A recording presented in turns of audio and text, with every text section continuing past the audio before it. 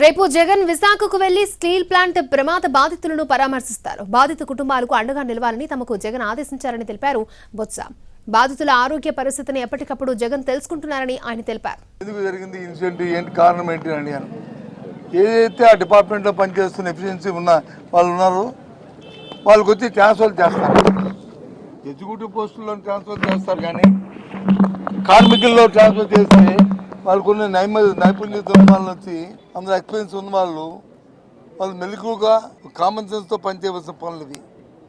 అయితే వాళ్ళు ట్రాన్స్ఫర్ చేస్తారు. ఎగ్జిక్యూటివ్ పోస్టులో డిపార్ట్మెంటల్ పోస్టులో ట్రాన్స్ఫర్ చేయొచ్చు, కానీ కార్మికులకు ట్రాన్స్ఫర్ నాకు అర్థం అవ్వట్లేదు. ఎలాంటి తత్వాలు? దానివల్ల ఆ ప్లాంట్కి నష్టం, వాళ్ళకి కావాల్సిన ప్లాంట్కి నష్టం వచ్చింది, ఏమొచ్చినా వాళ్ళు ప్లాంట్ని క్లోజ్ చేయడానికి ఏ కార్యక్రమాలు కావాలో ఆ కార్యక్రమాలు చేస్తారు. దానికోసం ఇవి ఇలాంటి బ్యాక్గ్రౌండ్ మెథడ్లన్నీ చేస్తారనేది నా ఆలోచన, మా అందరి తాలూకు ఆలోచన. ఆ విషయం చెప్తున్నాం.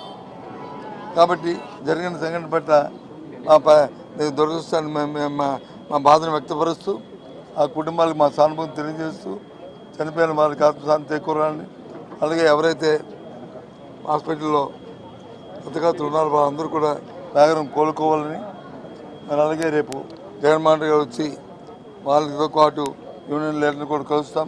దయచేసి మీ తాలూకు అభిప్రాయం బట్టి ఎప్పుడు మీకు మీ యూనియన్తో పాటు అలాగే కార్మికుల పట్ల ఎప్పుడూ ఉంటున్నాం. మేము అధికారం ఉన్న అధికారం లేకపోయినా ఎప్పుడూ ఉంటాం.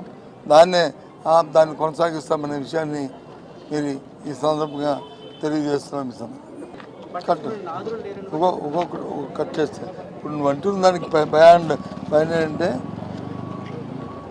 ఏదైనా మిషనరీ కానీ ఏదైనా వస్తే మాత్రం వాటికి మెయింటెనెన్స్ లేదు. ఏమైనా అడిగితే దాన్ని కట్ చేస్తూ అంతకంటే మా చేతిలో లేదని చెప్తున్నారు అనే విషయాన్ని మీరు చెప్తున్నారు.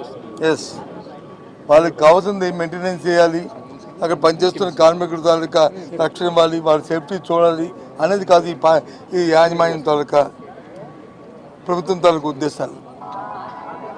ఈ ఫ్యాక్టరీని ఎలా ప్రైవేటైజేషన్ చేయాలి, ఈ ఫ్యాక్టరీని ఏ విధంగా వాళ్ళని ఎంప్లాయీస్ నుంచి తగ్గించి వాళ్ళని నిర్బంధించి వాళ్ళ ద్వారా తెప్పించాలి అనే కోరిక. ఆ కాన్సెప్ట్ వేరు, వాళ్ళ తాలూకు బ్యాక్గ్రౌండ్గా వెనకాతలు ఉన్న వాళ్ళ దురుద్దేశం వేరు. వాళ్ళ తాలూకా ఆ దురుద్దేశంతో ఆ కుట్రతోనే ఈ కార్యక్రమం చేస్తారు. చాలా అన్ఫార్చునేట్.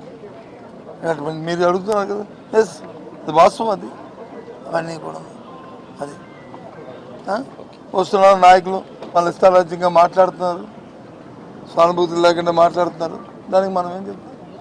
ఎందుకు జరిగింది ఇన్సిడెంట్ ఏంటి కారణం ఏంటి అని ఏదైతే ఆ డిపార్ట్మెంట్లో పనిచేస్తున్న ఎఫిషియన్సీ ఉన్న వాళ్ళు ఉన్నారో వాళ్ళకి వచ్చి ట్రాన్స్ఫర్ చేస్తారు. ఎగ్జిక్యూటివ్ పోస్టుల్లో ట్రాన్స్ఫర్ చేస్తారు, కానీ